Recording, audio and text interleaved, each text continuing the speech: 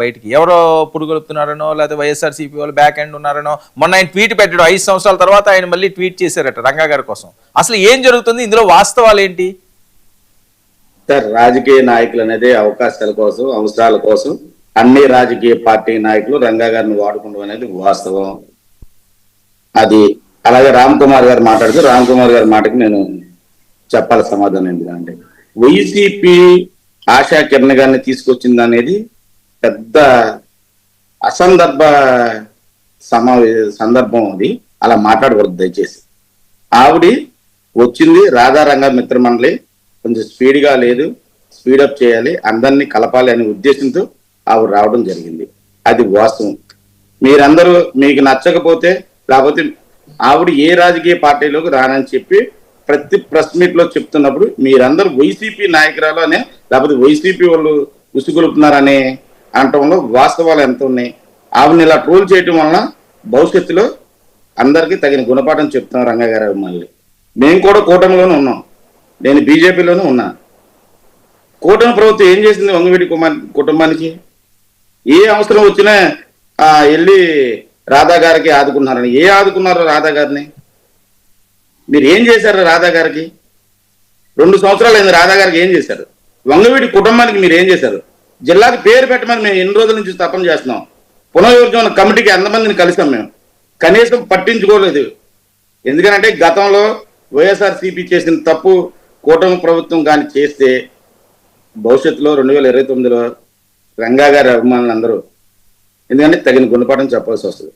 ఎందుకంటే మేము ఇవాళ కూటమిలో కొనసాగుతూ మేము అభ్యర్థిస్తుంటే రంగా గారి పేరుని ఒక జిల్లాకి పెట్టమని మీరు కనీసం పట్టించుకున్న పరిస్థితులు ఇవాళ ఉంది. ప్రజలందరూ చూస్తున్నారు.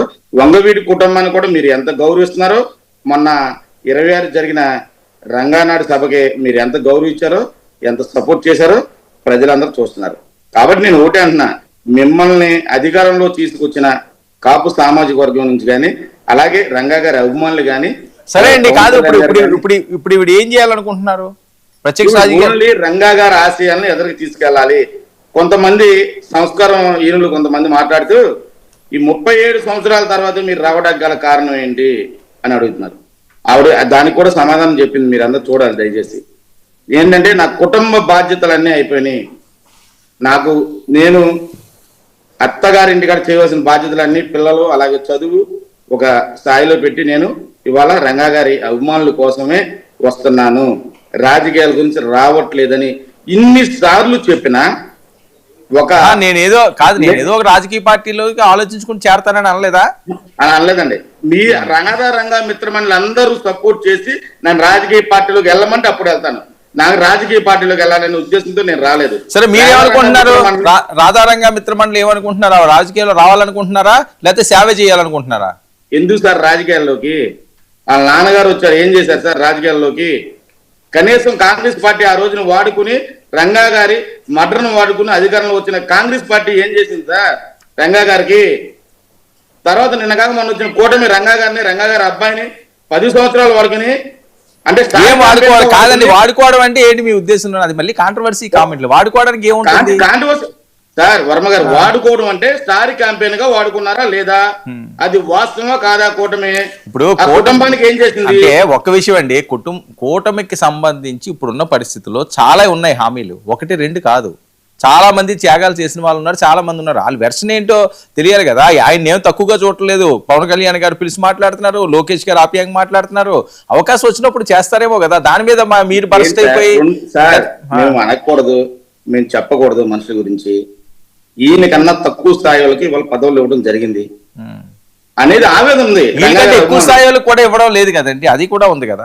అది కాదులే సార్. ఇది ఒకటి సార్ వర్మ గారు, మేము వంగవీటి మోహన్ రంగా గారి అభిమానులుగా ఆ కుటుంబం అంటే సరే మీకు ఉండొచ్చు, మీకు ఆ కోరికలు ఉండొచ్చు, కానీ వాళ్ళు వెర్షన్ ఏంటో కూడా తెలియాలి కదా. రాధా గారి పేరు పెట్టమంటే పెట్టరు, రాధా గారి సమితి స్థానం ఇవ్వమంటే ఎవరు?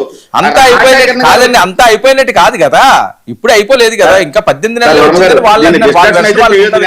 దీన్ని డిస్కషన్ వద్దు కానీ మేము అనేది ఏంటంటే వంగవీటి ఆశా కిరణ్ గారు మా ఆరాధ్య దైవం, బడుగు బలహీన వర్గాల ఆశా జ్యోతి, కులాలకు సంబంధం లేని వ్యక్తి వంగవీటి మోహన్ రంగా గారి అడుగు జాల్లో నడవడం కోసం రంగా గారి అభిమానులందరినీ ఏకతాటి మీద రావడం కోసం మంచిది మంచి కార్యక్రమం. ఆయన ఆశయాల కోసం కూతురు రావడంలో తప్పలేదు. వర్మ గారు ఇంకో విషయం ఏంటంటే, రంగా గారి మరణానంతరం రంగా గారి యాక్సేషన్ ని, అలాగే రంగా గారి అవమానాలని, రాధా గారి అవమానాలని ఒకతాటి మీద తీసుకొస్తాకి ఆ రోజుల్లో వంగవీటి శంతన్ కుమార్ గారు ప్రయత్నం చేయడం జరిగింది. ఆయన మీద 6 సార్లు మర్డర్ అటాక్ చేయడం జరిగింది. ఆయనకి ఈ రోజుకి బుల్లెట్ కూడా ఉంది ఒంట్లో. అలాంటి వ్యక్తి వచ్చి ఈ రోజు